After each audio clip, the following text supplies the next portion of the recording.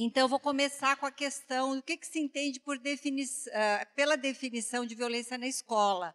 Por incrível que pareça, não há consenso entre os pesquisadores. Não é todo mundo que vai dizer a violência na escola é isso, né? Então, juntamente com a Ana Karina Stelco Pereira, que na época era minha aluna de mestrado, depois fez doutorado, e hoje ela é minha colega, dá aula na Universidade Estadual do Ceará, nós fizemos um texto sobre reflexões sobre o conceito de violência escolar e a busca por uma definição abrangente. Então, o que a gente propõe? Que a violência na escola vai envolver situações agressivas entre aluno e aluno, aluno e funcionário, pais de aluno e funcionários e, inclusive, pessoas estranhas à comunidade escolar que podem adentrar o entorno escolar. O local, em geral, você pensa, a violência na escola ocorre na escola, mas não é tão simples assim. Ela pode ocorrer em outros lugares, como o entorno da escola, o caminho da casa do aluno até a escola. E nem por isso não é um exemplo de violência na escola. Ela pode ocorrer em festas, festinhas que os alunos fazem, o professor não está nem lá, mas se ocorre algum episódio com aquele grupo de alunos, é considerado um exemplo de violência na escola. Nos passeios que o professor faz, né? E depois que surgiu o cyberbullying no espaço virtual. Quando um coleguinha pratica cyberbullying, nós vamos ver o que é isso, é um exemplo de violência na escola também. Ou seja, o fenômeno é muito grande, né? E as modalidades têm a ver com as modalidades de violência que são definidas pela Organização Mundial de Saúde, com algumas adaptações para a violência na escola. Então, a violência física, todo mundo sabe o que é, ferir a integridade física de alguém, né? Psicológica já é mais complicada, tem a ver com o emocional das pessoas. Quando eu humilho alguém, quando eu ameaço alguém, é um exemplo de violência psicológica, porque eu estou afetando não necessariamente o corpo físico, mas o emocional. Isso tudo é muito controvertido, porque é claro que as nossas emoções ocorrem no universo físico, elas não existem assim no éter, né? Mas, enfim, foi assim que as pessoas dividiram para estudar. Relacional também, em violência na escola, muitas vezes a gente fala violência relacional porque envolve a violência da relação de um aluno com o outro. No fundo, é violência psicológica também. Violência sexual, ferir a integridade sexual da pessoa, pode não necessariamente ser física, mas basta eu chamar a outra pessoa de um apelido que tenha conotação sexual. E assim eu estou ofendendo a integridade emocional e sexual da pessoa. E na escola nós vamos ter muito a questão da destruição de materiais, né? Destruir patrimônio, seja da escola, do Estado, ou pessoal, né? Estragar um tênis, uma mochila, né? E isso também, no meu entender, é violência emocional, porque o que dói é a integridade emocional da pessoa, quando alguém destrói alguma coisa que te pertence, né? Bom, nós temos nesse texto que a gente publicou esse quadro aqui para mostrar o quanto ela é complexa. Então, os teóricos, como Bourdieu, que fala muito de violência na escola, ele vai dividir a violência entre violência explícita e simbólica. A simbólica seria aquela que, por exemplo, imagine um currículo que fale que pessoas de determinada etnia são superiores ou inferiores. Isso é um exemplo de violência simbólica, porque o aluno daquela etnia está aprendendo, entre aspas, que ele é uma pessoa inferior. Então, embora ninguém chegou e praticou um ato de violência, simbolicamente ele está sendo violentado pelo currículo, né? Então, nós chegamos lá na violência escolar, que tem duas categorias específicas, que é o bullying e o cyberbullying, os locais que a gente já falou onde pode ocorrer, as pessoas envolvidas, nós já falamos, os papéis. O indivíduo pode ser autor da violência quando ele pratica o ato violento, ele pode ser vítima quando ele sofre, ele pode ser testemunha quando ele assiste, ele não é vítima nem autor, mas apenas por assistir, ele já é impactado, né? Imagine Obrigada, ajuda. Tá. Imagine quando a gente assiste algum ato violento, ou mesmo um acidente de carro, a gente é impactado por isso. A mesma coisa se você assiste violência na escola. E existe uma outra categoria que não está aqui, que é muito importante, que é a combinação desses papéis. Seria muito simples a pessoa ser ou vítima ou autor, mas ocorre que, às vezes, ela pode ser autora e pode ser vítima. Esses são os casos mais complicados, e nós vamos falar um pouquinho disso, né? Os tipos de modalidade, já falei, tem a negligência também, né?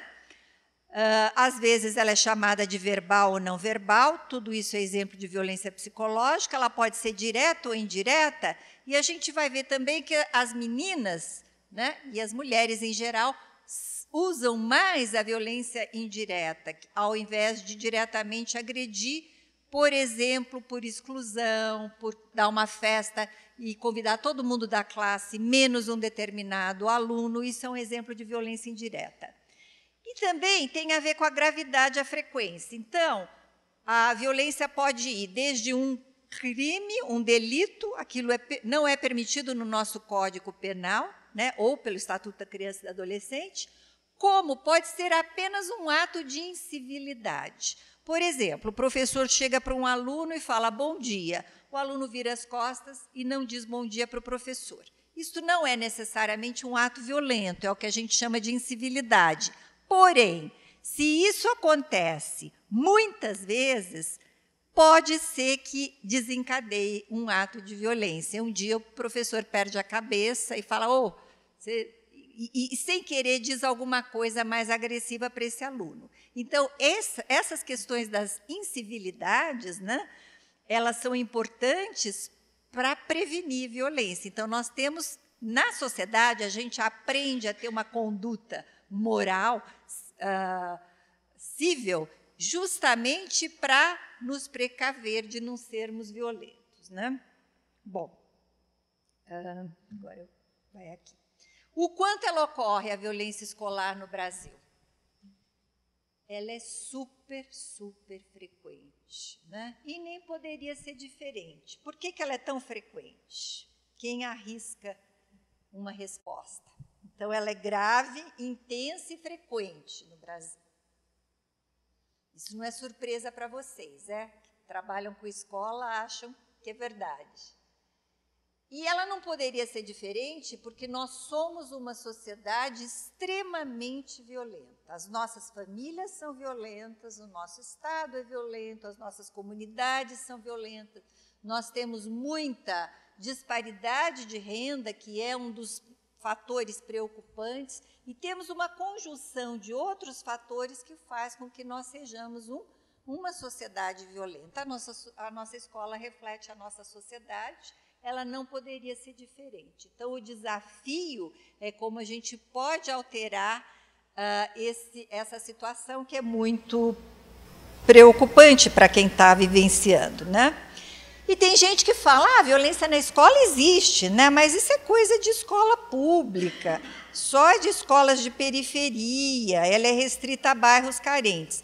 Então, nós temos um trabalho também com a Ana Karina, isso foi o mestrado dela.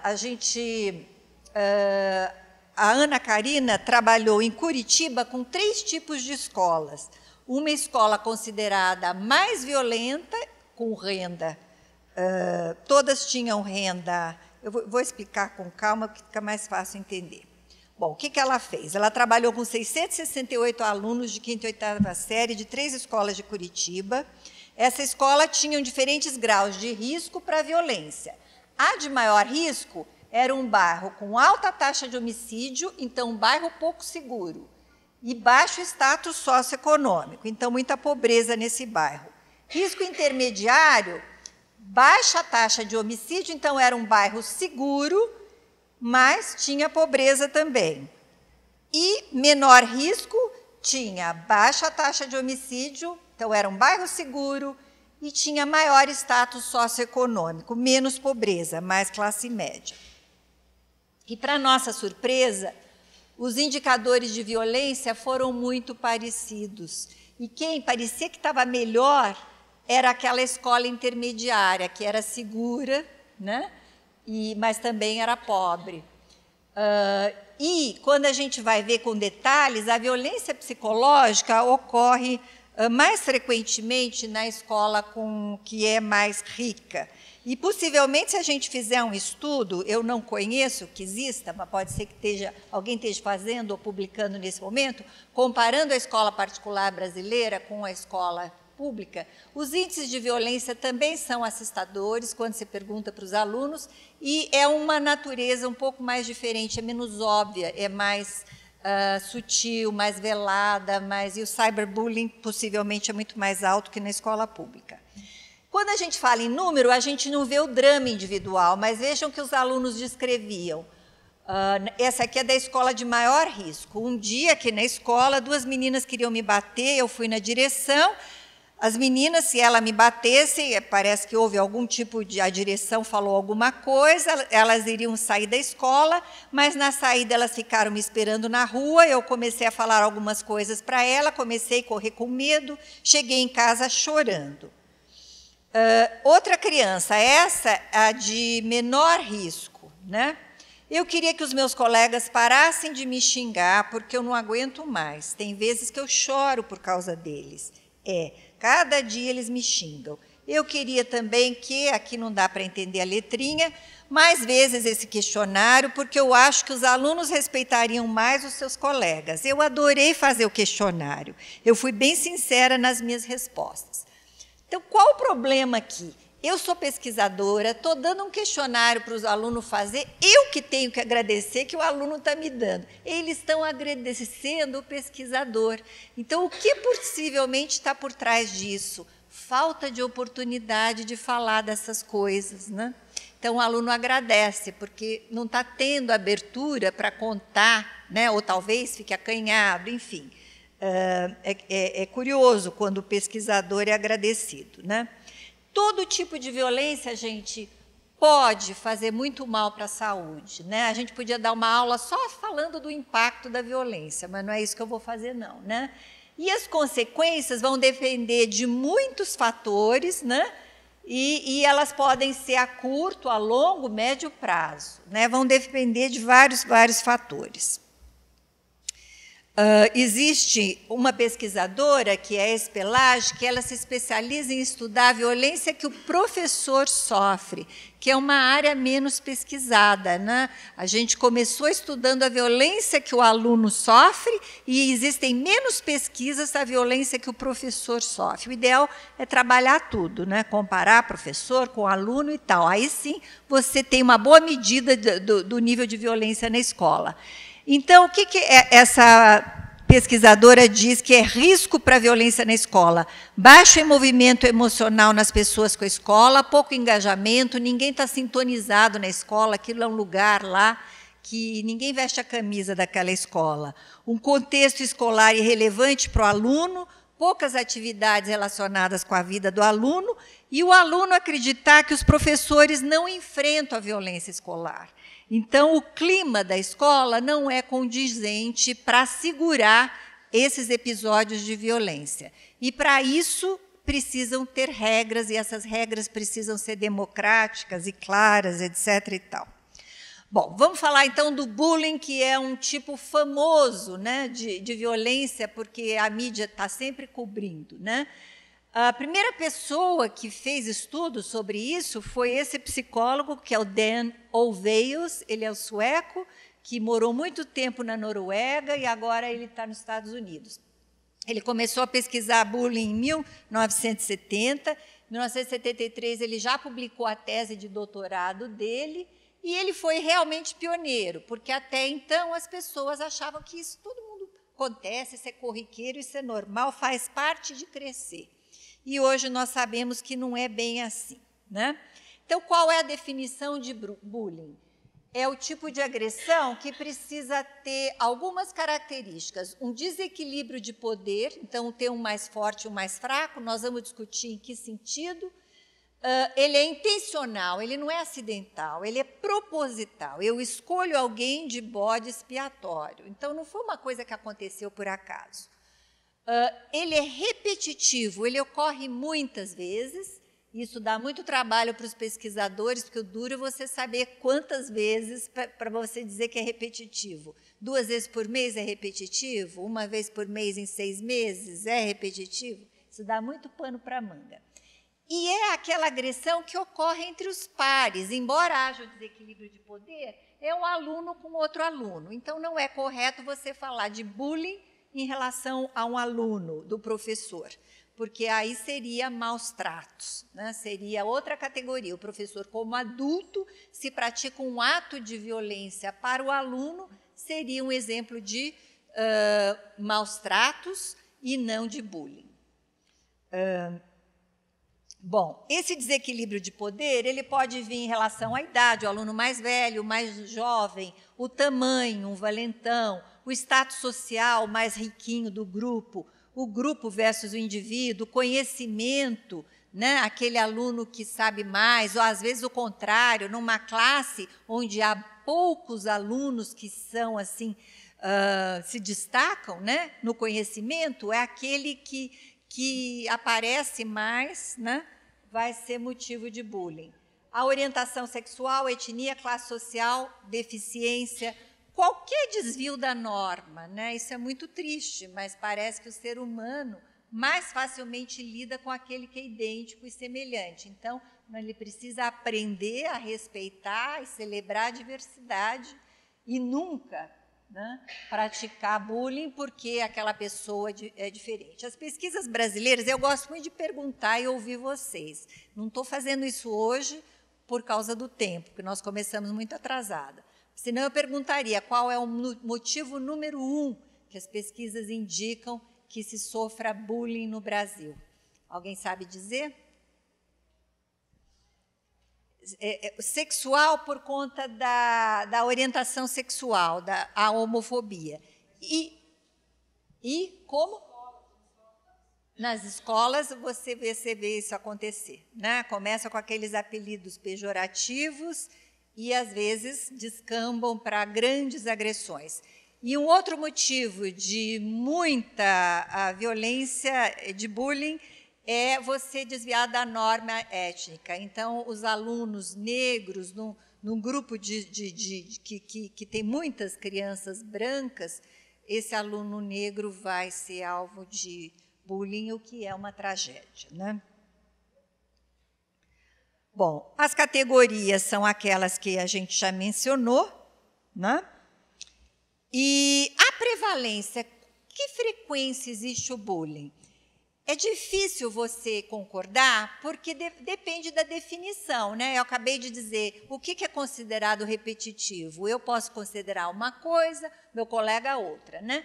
Mas, e também algumas culturas nem têm a palavra bullying na língua. Primeira vez que a gente publicou um texto sobre bullying foi em 2009. 2009 não faz tanto tempo assim. A revista Cadernos de Pesquisa não autorizou a gente colocar o título de bullying no título, porque ela disse que aquele termo era um termo em inglês e tal. Nós tivemos que chamar de intimidação. Hoje, 5, 6 anos atrás, essa palavra faz parte do nosso dicionário e qualquer pessoa, independente da escolaridade, tem uma noção, pelo menos vaga, do que seja isso, né? De várias escolaridades. Então, vejam como esse fenômeno pegou o Brasil de uma hora para outra, as pessoas começaram a entender dele. Apesar disso tudo, existe um certo consenso. Por exemplo, nos Estados Unidos, 9% dos adolescentes eram vítimas de bullying, 9% eram agressores e 3% vítimas agressores. Essa é uma taxa pequena, considerando os países em desenvolvimento, porque lá eles estão investindo há muito mais tempo, né? 20, 30, 40 anos que eles investem em programas de prevenção de bullying. Na Espanha, a prevalência de bullying de 17% entre a amostra, e tem um estudo com 40 países, dos quais o Brasil não faz parte, 10,7% afirmarem ser agressores, 12% reportaram serem vítimas e 3% vítimas agressores. E no Brasil? O primeiro estudo foi da Brápia, do Aramis Lopes Neto, e ele reportou com um grupo grande no Rio de Janeiro de alunos que 40% dos alunos tinham algum envolvimento com bullying. O nosso estudo que eu falei para vocês, que a gente não pôde divulgar com a palavra bullying no título, né, em 2009, a gente, aqui em São Carlos, tá? Feito aqui em São Carlos, com crianças de 11 a 15 anos, 49% das crianças disseram que tinham algum envolvimento. Metade, gente, é muita gente, né? E como que se divide essa metade? 26% eram vítimas, 21% era vítima e, às vezes, autor, e 3% eram exclusivamente autores, né? Uma outra pesquisa feita aqui também no estado de São Paulo deu um número parecido quando você soma ali com a gente, o estudo do Francisco e Libório, né? Agora, esse estudo do Pinheiro e Williams, de 2009, eu tenho orgulho desse estudo porque foi o primeiro estudo publicado num periódico brasileiro sobre bullying, porque o estudo da Brápia não tinha consentimento, então não pôde ser publicado em revista, foi publicado em livro, né? Mas a gente fez, não foi para saber quanto que o bullying ocorria, a gente queria saber se bullying tinha a ver com a violência sofrida em casa. Então, eu vou tentar contar esses dados. A primeira surpresa, só 15% das crianças não sofria violência em casa. A grande maioria sofria, né? E o aluno que sofria agressão física da mãe tinha 3 vezes mais chance de ser vítima e autor de bullying. O aluno, quando a violência era do pai, era maior ainda, 4 vezes mais chance de ser vítima e autor. Então, vejo a relação direta entre você sofrer agressão em casa e ser ora vítima e ora autor de bullying, né? E, às vezes, os pais se preocupam tanto com bullying na escola e mal sabem eles que eles têm muito a ver com esta receita que temos aí, né? 55% das crianças viu pelo menos um ato de violência física ou psicológica entre os pais. E a prevalência de castigo corporal, né, era muito alta. 70% das crianças sofriam castigo corporal, sob a forma de surras. Aí vocês têm a taxa da mãe e do pai, né? Cintada, outro objeto. Olha, 44% das crianças recebiam cintadas das mães, que é uma forma de castigo muito antiga, né? Não é uma forma para 2006, quando foi feito esse estudo. Beliscão, sacudida, ser jogado no chão, levar soco ou chute, tapa no rosto ou na cabeça e uso de força severa ao bater.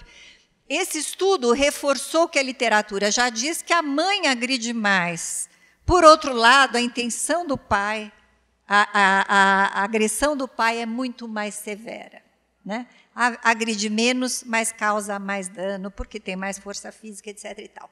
Graças a esse estudo, eu fui chamada para ir para Brasília, foi uma experiência única, apresentar esses dados para a Câmara dos Deputados, quando eles estavam discutindo a lei do castigo corporal, que tinha um nome pejorativo de lei da palmada. Palmada é o que menos acontece, não é importante. Nós estamos preocupados com cintadas, com surras, com ser jogado no chão, levar soco. É essa a preocupação do pesquisador. E eu achava que eu ia apanhar dos deputados, porque a minha experiência ia ensinar para professor que o castigo corporal é problemático. Demora. A primeira reação, não, eu apanhei, sou ótima, etc. e tal. Aí eu tento mostrar por que isso não é um bom argumento. Mas os deputados prestaram atenção e fizeram um tipo de uma terapia ali em grupo, falando quem que tinha apanhado, quem não bate, quem bate. Foi muito interessante. Gostei muito. Pelo menos de alguma coisa a gente gosta de Brasília. Bom, os papéis. Agressor, né? Que inicia, seguidor do agressor, ele pode ser um assistente, ele pode incentivar, ele fortalece aplaudindo, rindo e setivendo. Espectador ou testemunha, que também é dividida entre aquele que ajuda e aquele que incentiva, né? E a vítima, que é sistematicamente colocada para para ser alvo da agressão. Os agressores, a literatura mostra que eles têm essas características, no geral, né? Mais força física do que a vítima, têm um comportamento impulsivo, eles são agressivos, necessidade de dominar os colegas, sentem pouca empatia pela outra criança, baixa tolerância à frustração, desafia a autoridade, têm um poder de influência para o grupo, tem baixo rendimento escolar, então, via de regra, é aquele aluno que não é muito bom, né? Muitas vezes abandona a escola, tem comportamento antissocial, tem problemas, às vezes, com o sistema legal, já entra ali para uma trajetória delituosa e usa álcool e droga com mais frequência.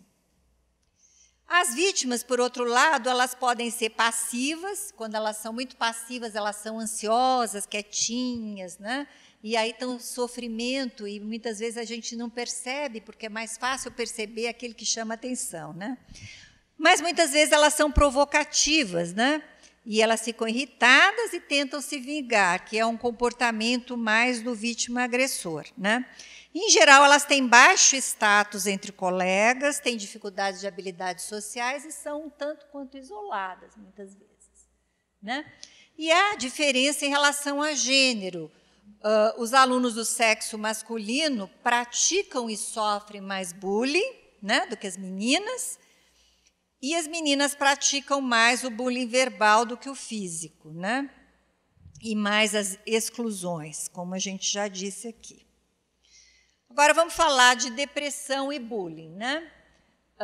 A gente sabe que a vitimização por bullying na escola pode estar associada à depressão, tanto na fase da adolescência, como você carregar um olhar depressivo na fase adulta, né? Quanto maior o período de vitimização, mais alta a frequência e maior o risco para a depressão.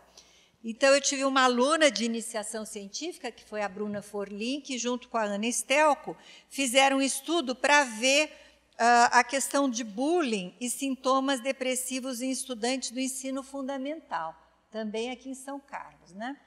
Então, eles queriam. Já existe muito estudo sobre bullying e depressão, mas não existia nenhum estudo até então que me disse o tipo de bullying, se é autor, se é vítima-autor, e maior propensão a apresentar depressão, né?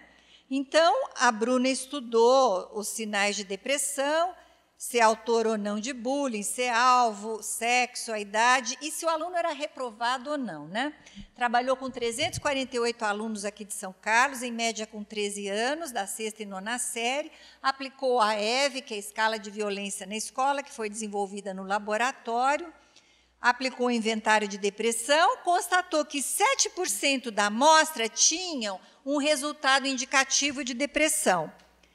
Agora, ela tentou ver, reprovação não tinha a ver com depressão, o gênero não era, a gente achou que as meninas talvez tivessem mais depressão, que mulher tende a ter mais depressão, não era o caso. Qual era o caso?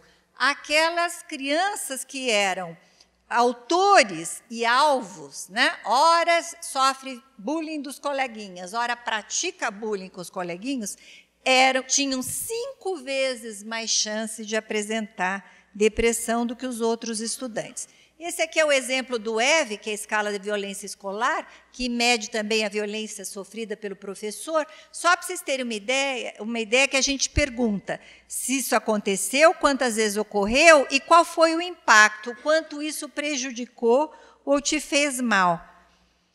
E aí a gente tem o resultado assim, por exemplo, nessas escolas, que tipo de violência ocorria mais? Eram xingamentos, né? Conforme a cor, a frequência vai aumentando, né? Em segundo lugar, roubo, que na verdade seriam furtos, mas tem que dizer roubo para a criança entender, espalhar rumor, agressão física, destruição de material, ameaça, exclusão e a vitimização virtual. Olha o cyberbullying, como ele aparece pouco em relação ao bullying tradicional, né? Essa tendência tem acontecido em todo o mundo e aqui em outras cidades, em outros lugares do Brasil também. Só que quando a gente vai analisar o que impacta mais, e a ordem alterada, vejam só. Segundo o impacto, em primeiro lugar, os roubos, né? E eu imagino que isso aí é para uma população de periferia, você ser furtado, o impacto é muito maior do que para uma criança que tenha poder aquisitivo maior. Mas, em segundo lugar, vem os xingamentos. O xingamento está na frente das agressões físicas, gente. A agressão física, que é a violência física, está aqui. E antes, nós temos 2 exemplos de violência psicológica, e esse aqui que pode também ser encarado como violência emocional. Isso aqui é muito importante de entender, porque as pessoas não entendem, geralmente, o impacto da violência psicológica, o quanto ela faz mal para o ser humano. Ela é muito difícil de ser provada, né? Porque você leva um sopetão, um tapa, você fica com hematoma, você faz o exame de corpo de delito, você vai na delegacia e tal. Mas como é que você vai provar para alguém que você sofreu um xingamento de tal forma que aquilo destruiu a tua autoestima e você caiu em depressão, você não conseguiu estudar para a prova e a tua vida começou a desandar por ali afora? É muito difícil mostrar isso. Mas nós temos que entender disso, porque as pesquisas estão mostrando mais e mais que a violência psicológica é a violência que causa mal. Quando a gente pergunta para as mulheres agredidas que tipo de violência é pior, elas falam a violência psicológica. Bom, o cyberbullying é o bullying com uso de tecnologia eletrônica, né? Então, mais comum o celular e o computador. E o celular é um mini computador, né? Lembre-se que o bullying ele tem que ser repetitivo para ser bullying. O que acontece no cyberbullying? Postou lá uma vez, já é perene. Para você tirar, olhe lá, raríssimas pessoas conseguem tirar, e assim mesmo depois que o estrago foi feito muito e se expandiu, né? E ele é maximizado porque as crianças acreditam que a internet é anônima, que ninguém, aliás, não é só criança que acredita isso, adulto também acredita, que ninguém vai saber que fui eu que xinguei, que fui eu que postei uma foto desabonando a vida de uma pessoa, né? Então, ele é atemporal, não acontece num local específico, acontece no ciberespaço, e ele é permanente, ele fica lá. Essas características de permanência e de difusão fazem com que algumas pessoas digam que o cyberbullying é ainda mais prejudicial do que o bullying. Nós não temos pesquisas suficientes para dizer que isso é verdade, né? E quando as pessoas pegam os casos de suicídio em cyberbullying, muitas crianças se suicidaram por causa de bullying também, e não ficou tão claro. Mas, eventualmente, nós vamos saber essa resposta. Faz muito mal para a saúde, né? Olha essa pesquisa do Canadá. A maioria das crianças de 5ª e 8ª série acreditava que a internet ninguém vai ficar sabendo. Ele pode postar o que quiser lá e é anônimo, né? Então, nós precisamos trabalhar isso com os nossos alunos. Eles precisam entender de cyberbullying, né? Então, alguns comportamentos de risco, você expor informações pessoais na rede, todo aluno precisa aprender que você não pode fazer isso, os adultos precisam aprender também, porque o que tem de adulto, de namorado, que termina com namorada e postou fotos comprometedoras, e é um horror, né? É uma depressão imensa. Acesso a comunidades que promovem suicídio, comportamentos autolesivos, pornografia, etc. e tal. Acesso a grupos de exclusão e gangues, e dependência à internet. E eu tenho um colega no HC em São Paulo que trabalha com dependência na internet, e é um problema gravíssimo, gravíssimo, gravíssimo. Imaginou a pessoa ficar jogando um jogo 40 horas, 48 horas, fazer suas necessidades ali no local, porque não consegue sair para ir ao banheiro. Existem muitos casos assim no Brasil e gente que vem se tratar no HC que é especialista nisso. Então, é uma coisa preocupante que a gente precisa trabalhar isso com os nossos filhos e com os nossos alunos, entender que você é legal, a internet está aí para melhorar a vida da gente, mas ela pode dificultar, né? E uma pergunta quando a gente fala de bullying é falar, e aqueles caras que são os atiradores escolares, né? Tem alguma coisa a ver com bullying? Qual o histórico, né, deles? Então, tem um relatório do FBI, naquela época tinham 37 atiradores de escola nos Estados Unidos, de lá para cá já multiplicou, e a cada dia que eu falo tem mais um. E aí nós temos também uma variável gravíssima nos Estados Unidos, que é a falta de controle com armas. Eles não entendem, e o lobby da indústria armamentista é gigantesca, a ponto deles não permitirem fazer pesquisas sobre o mal que as armas fazem. Então, o pesquisador nem consegue pesquisar isso. Mas, enfim, esse relatório do FBI dizia que os atiradores, 2/3 deles tinham histórico de bullying, ou como vítima ou como agressor. E vingança era a principal motivação para o ataque. Existe um psicólogo que escreveu um livro muito badalado que diz assim que há 3 tipos de atiradores na escola. Ele estudou 10 estudos de caso com base de documentos oficiais e alguns ele atendeu, que sobreviveram, né? Porque nem todo atirador morre. Então, ele vai dizer que 2 eram psicopatas, 5 eram psicóticos, ou seja, estavam vendo vozes, ouvindo vozes, né?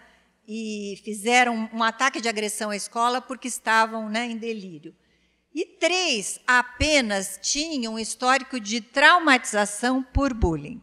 Só que eu não gostei desse livro porque ele analisa só o bullying físico. E a gente sabe que a violência psicológica é aquela que dá um nó na cabeça da pessoa, né? Então, vamos falar um pouquinho de, infelizmente... Bom, esses são os clássicos atiradores da escola Columbine, que foi a primeira grande escola. De lá para cá, teve outras piores, né? Mas se estudou muito o comportamento desses 2 indivíduos que causaram 13 mortes, e os 2 morreram também. Eles tinham um histórico de autoria e vitimização por bullying, e era violência psicológica, que esse indivíduo não leva em consideração, porque ele estava só levando em consideração a violência física. E no Brasil, infelizmente, nós temos também a nossa cota de atiradores. Eu não sei se vocês lembram que o primeiro foi na cidadezinha de Itaiúva, aqui pertinho, que era uma cidade super pacata. Um belo dia, esse indivíduo bonitão que está aí, que é o Edmar, chegou na escola atirando. A sorte é que ele não sabia manusear a arma, e ele feriu, se não me engano, o diretor e um professor, mas foi um ferimento, felizmente, não grave, e aí ele se mata.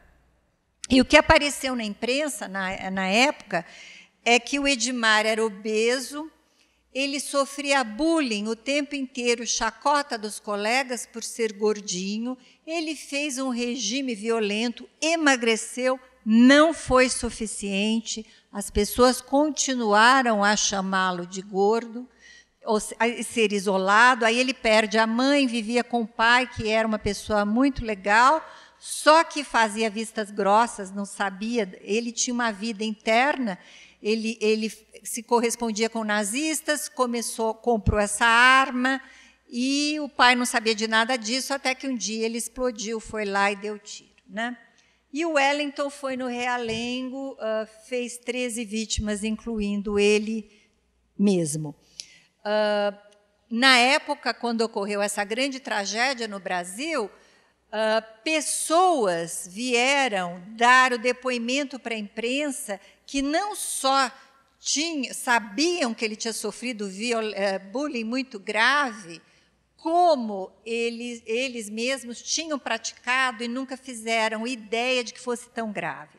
Mas, entre os exemplos dados, eles contaram uma vez que se lembravam de uma pessoa pegar a cabeça do Wellington, pôr na privada e apertar a descarga. É claro que o problema não é só o bullying, existem outros fatores de risco. Ele tinha esquizofrenia na família, a mãe era esquizofrênica, etc. e tal.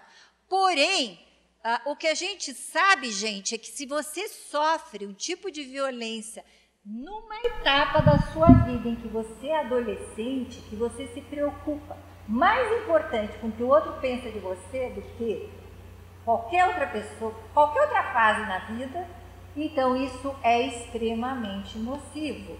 E o Wellington era uma bomba relógio andando, né?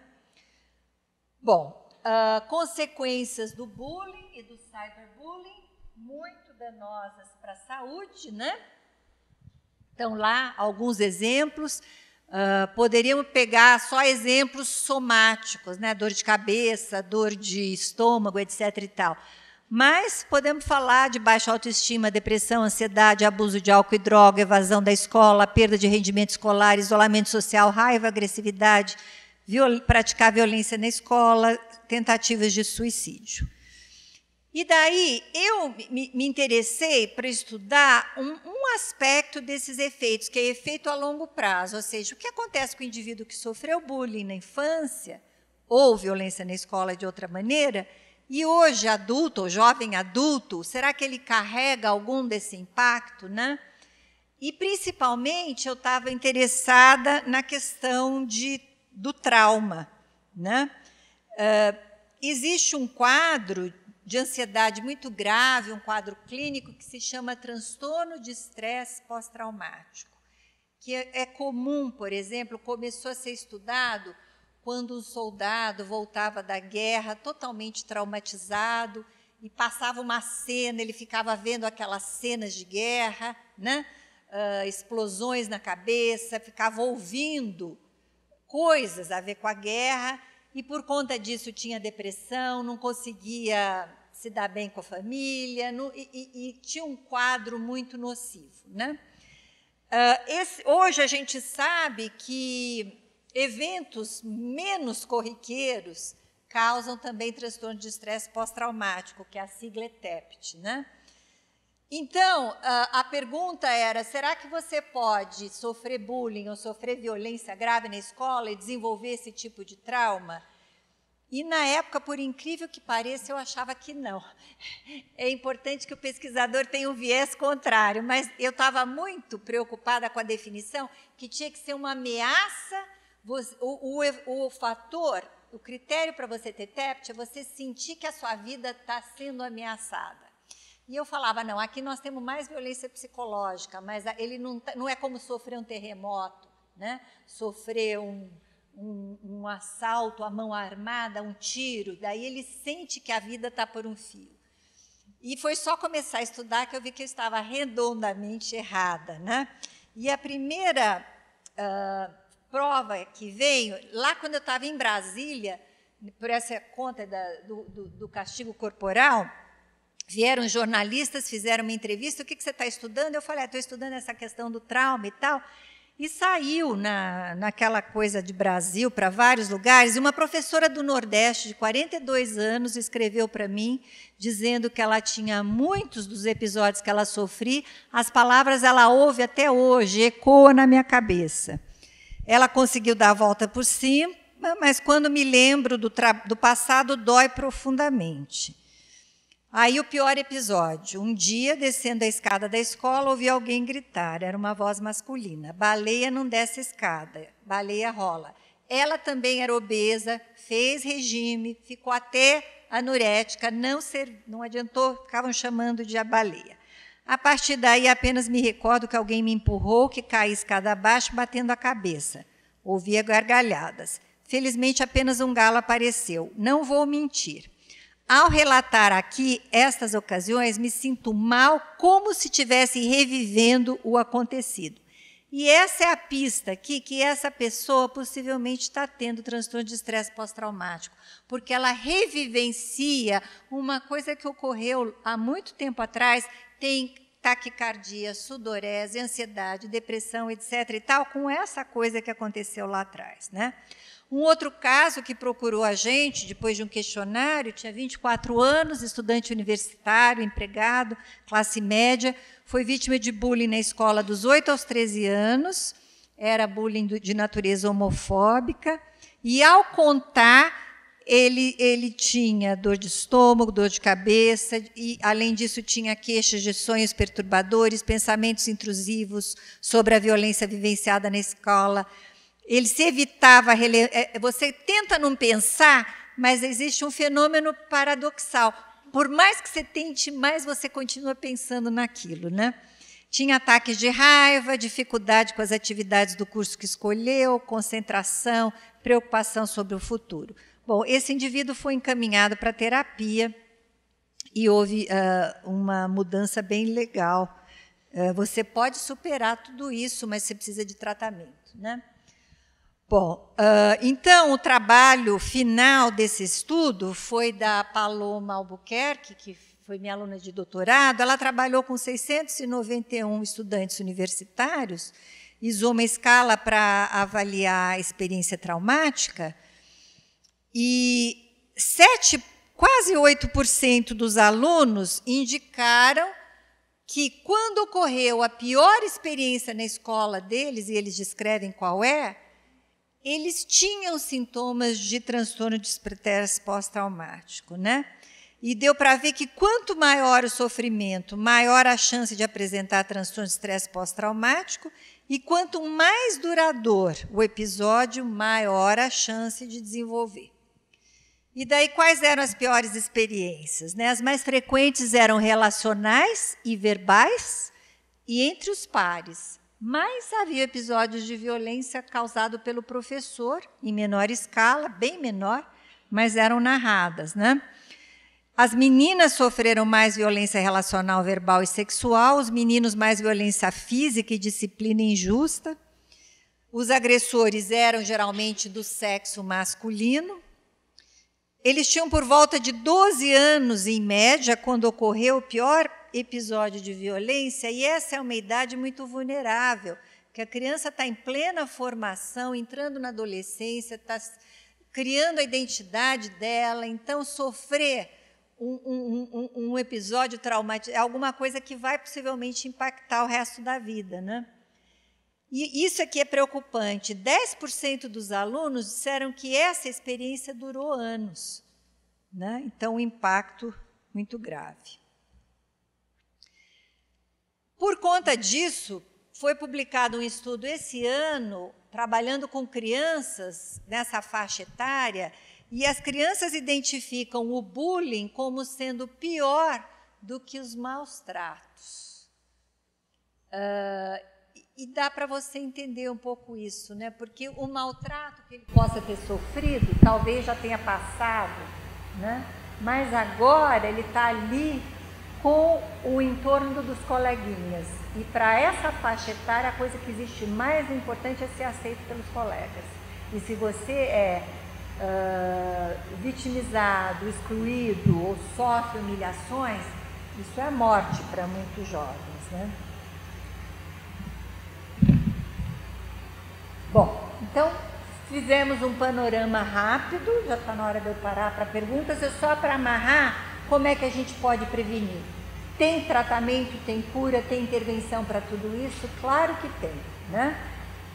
Não é fácil, então a gente precisa de programas abrangentes, sistêmicos, envolvendo todo mundo, né? Pais dos alunos, os professores, o entorno da escola, profissionais diversos, profissionais de saúde, tem que trabalhar com aquele aluno que é autor de bullying, que é vítima de bullying, que a gente sabe que é ali, que tem ali um prognóstico complicado, a ronda escolar, conselho tutelar, enfim, uma gama, né? E a própria comunidade que está na escola, né?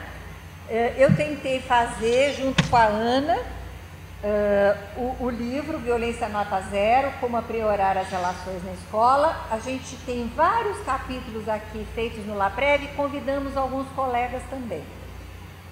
Esse livro tem várias atividades sugestivas de como a escola pode enfrentar. É um livro ilustrado, algumas das fotos eu pus aí, por um ilustrador de São Carlos, que é o Eldis. Então, ele é um livro colorido, gostoso de ver. E ele também não é um livro caro, porque a gente conseguiu verba da FAPESP para publicar. A gente também tem um folder, e esse folder, infelizmente, não tem publicado, não conseguimos verba para isso, mas ele tem no site, se vocês quiserem, vocês podem fazer download. é para sensibilizar a criança, né, de ensino fundamental, sobre o que é o bullying. E é uma coisa lúdica, demora mais ou menos 40 minutos, 1 hora para fazer. E a gente sabe que as crianças gostam. Isso foi feito com verba do MEC, o MEC aprovou, só que daí o dinheiro parou para fazer, queríamos fazer impressão em grande escala. Então a gente avaliou com crianças, se não me engano, do Paraná. As crianças gostam do folder, elas acham legal. A gente ainda não mediu se isso funciona. Isso dá um trabalho de mestrado de alguém, é ver se a criança diminui praticar o bullying, ou ser vítima, depois que ela aprendeu. Esse é um outro estudo. Mas o fato dela gostar já é um primeiro caminho, né? Então esse material está aí disponível para quem quiser, pode fazer download. Aqui o exemplo do folder. Nós fizemos também um filmezinho, um vídeo, que não vou lembrar a duração, mas ele é bem longuinho, uns 30 minutos. Viver os direitos humanos na escola, prevenir a violência. Foi feito com atores fazendo o papel do aluno, os professores deram feedback, isso fez parte do trabalho da tese da Ana Karine Stelco Pereira. E esse vídeo está disponível no YouTube, é só colocar esse nome que vocês podem baixar e podem assistir, se gostarem, podem usar para debater a questão da violência na escola. E um outro exemplo de estratégia, eu estou dando exemplos de estratégia, gente, mas precisa de um projeto grande, envolvendo todo mundo, não vai ser um livro que vai mudar a escola, né? Mas nós temos que ter instrumental também, né? Porque é isso. E eu tenho um livrinho, é um livro infantil, que se chama A Terra dos Bons Pensamentos, uma história sobre como viver em harmonia com seus pensamentos e seus vizinhos. Ele é um livro, eu vou mostrar aqui que dá para ver mais a ilustração, que é um livro que eu queria ensinar para a criança a relação entre pensamentos negativos e depressão, porque a gente trabalhando com criança, com depressão, e depois trabalhando com adulto, a gente vê a relação entre você, você ter esses pensamentos negativos e sofrer depressão. Mas a história, não dá para contar a história, mas tem a ver com violência, com agressão, né? E de quebra tem a ver com a sustentabilidade do ambiente. Então, só para você ter uma ideia, um povo, uma ilha, tinha pensamento transparente. Então, as pessoas sempre sabiam o que essas pessoas estavam pensando. E o povo do lado não tinha essa habilidade. E daí uma pessoa malvada de lá quis destruir as bolhas, e daí tem toda a história. Mas, enfim, a gente já testou isso com inúmeras crianças, professores são super criativos, fazem bolha de sabão para mostrar, e as crianças também gostam, e dá para dar uma bela discussão sobre violência. Tá? Esse livro tem o manual do professor no site do LAPREV também. E, finalmente, para terminar, a gente tem aqui um capítulo só se o professor manejar o estresse para prevenir burnout, para não cair em depressão, para se precaver da violência, né? Porque quando a gente vê o professor perdendo a paciência, é porque realmente vocês são todos heróis, né? Ser professor no Brasil deveria ser uma profissão muito mais respeitada do que é. Um belo dia nós chegaremos lá, né? Como no Canadá, por exemplo, onde eu trabalhei muito, e os professores têm uma formação especializada, recursos gigantescos e um salário maravilhoso que fazem com que eles possam trabalhar menos do que vocês trabalham, né?